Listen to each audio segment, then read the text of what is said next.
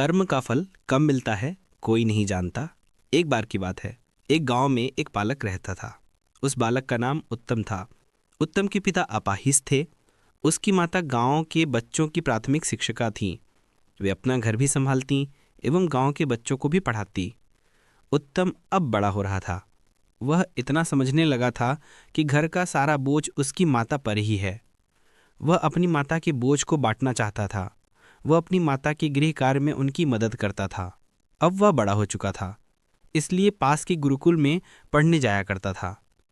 एक दिन उसकी कक्षा में उसके गुरुजी ने बच्चों को बताया कि अच्छे कर्मों का अच्छा फल मिलता है और बुरे कर्मों का बुरा फल मिलता है। उत्तम के दिमाग में यह बात बैठ गई। उसने अपनी माता से पूछा, माँ, क्या सच में अच्छे कर्मों का अच्छा फल और बुरे कर्मों का बुरा फल मिलता है? माँ ने उत्तर देते हुए कहा, हाँ बेटा। फिर उत्तम ने पूछा, माँ, तो हम लोग तो सदैव अच्छे कर्म करते हैं, हमें फल कब मिलेगा? कितना समय लगता है अच्छे कर्मों का फल मिलने में माँ?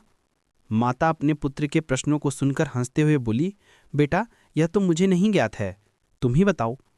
तो उलझे हुए उत्तम ने कहा, मुझे भी नहीं पता माँ। अपने बेटे की उलझन को देखते हुए माता बोली, यह सब छोड़, देख, आज खेत से मकई लाई हूँ, चल तुझे पकाकर खिलाती हूँ। माता उत्तम का हाथ पकड़कर उसे रसोई में ले गई। वहां मकई पकाने लगी। उत्तम भी वहीं बैठ गया, परंतु उसके दिमाग में वही प्रश्न घूम रहा था। अगले दिन उत्तम जल्दी गुरुकुल जाता है।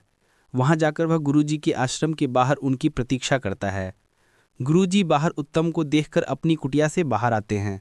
फिर वे उत्तम से पूछते हैं, क्या बात है पुत्र, इतने सवेरे तुम यहाँ क्या कर रहे हो? अभी तो तुम्हारी कक्षा का समय नहीं हुआ। इस पर उत्तम गुरुजी से कहता है, गुरुजी, मेरे प्रश्न मुझे विचलित कर रहे हैं। प्रश्नों के समाधान के लिए मैं आपके पास आया हूँ। गुरुजी ने उत्तम से कहा, पुत्र, अपने प्रश्न पूछो। उत्तम ने पूछा, गुरुजी, क्या यह बात सत्य है कि हमें अच्छे कर्मों का फल अच्छा मिलता है और बुरे कर्मों का फल बुरा मिलता है? गुरुजी ने सहमति जताते हुए हाँ कहा। हाँ सुनने के उपरांत उत्तम ने दूसरा प्रश्न पूछा, गुरुजी, अच्छे कर्मों का फल कितने दिन में मिलता है? गुरुजी ने उत्तर दिया, समय से पुत्र, जब उस कर्म के फल आने का समय होता है उस समय ही अच्छा या बुरा फल मिलता है। आतुर उत्तम ने पूछा, परंतु गुरुजी, यदि मैं दुगने उत्साह से अच्छे कर्म करूं तो? गुरुजी उत्तम की बात एवं मनोदशा को समझ चुके थे। उन्होंने उत्तर दिया, तब बेटा दुगना समय लगेगा।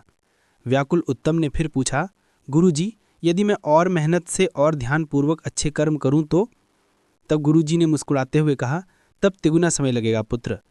उत्तम परेशान हो उठा। उसने गुरुजी से कहा, गुरुजी, मैं जितनी अधिक मेहनत कर रहा हूँ अच्छे फल पाने की, यह अच्छा फल उतना दूर क्यों चला जाता है? गुरुजी ने मुस्कुराते हुए कहा, पुत्र, क्योंकि तुम्हारा ध्यान फल पर है, कर्म पर नहीं। उत्तम कहता है, मैं समझ नहीं पाया गुरुजी। गुरुजी ने कहा, मेरी बात ध्यान से सुनो पुत्र। तुमने कितने भी अच्छे बीज बोए हों और तुमने कितनी भी अच्छी खेती की हो, जब फसल आने का समय होगा तभी पता चलेगा कि फसल अच्छी आएगी या खराब। तुम कितना भी अच्छा खेती कर लो, समय से पहले फसल नहीं आती। तुम कितनी भी बुरी खेती कर लो, समय से पहले बुरी फसल भी नहीं आती। वैसे ही पुत्र, कर्म का फल तो तभी मिलता है जब वह कर्म के फलित होने का समय आता है। परंतु हाँ, यदि तुम केवल अच्छे फल की इच्छा से फल के ऊपर ध्यान केंद्रित करते हुए कर्म करोगे तो अच्छे फल मिलने की संभावना दूर होती जाएगी। उत्तम ने गुरुजी की बात सुनकर फिर पूछा, परंतु ऐसा क्यों गुरुदेव? गुरुजी ने उत्तम को समझाते हुए कहा, पुत्र, क्योंकि तुम्हारा ध्यान अच्छे कर्म पर है ही नहीं, फिर तुम अच्छे कर्म अच्छे से कैसे करोगे? तुम्हारा ध्यान अच्छे फल पर है, इस कारण तुम अच्छे कर्म करने से चूक जाओगे। उदाहरण के लिए मैं तुम्हें बताता हूँ, यदि तुम यह सोचकर पढ़ाई करने बैठोगे कि मैं अपनी कक्षा में प्रथम स्थान पर आऊँगा और सदैव यही सोचते रहोगे, अपने फल के बारे में चिंतन करते रहोगे, तब कक्षा में प्रथम कैसे आना है उस मार्ग से तुम्हारा ध्यान भटक जाएगा। तुम स्वप्न बुनने लगोगे और कर्म अधूरे रह जाएंगे। इस प्रकार अच्छा फल तुमसे दूर चला जाएगा। प्रायः लोगों के साथ यही होता है। वह अच्छे फल के लिए अच्छा कर्म करना चाहते हैं, परंतु अच्छा कर्म अच्छे से नहीं करते। गुरुजी आगे कहते हैं कि अच्छे फल के चिंतन से ज़्यादा आवश्यक अच्छे कर्म का ज्ञान है।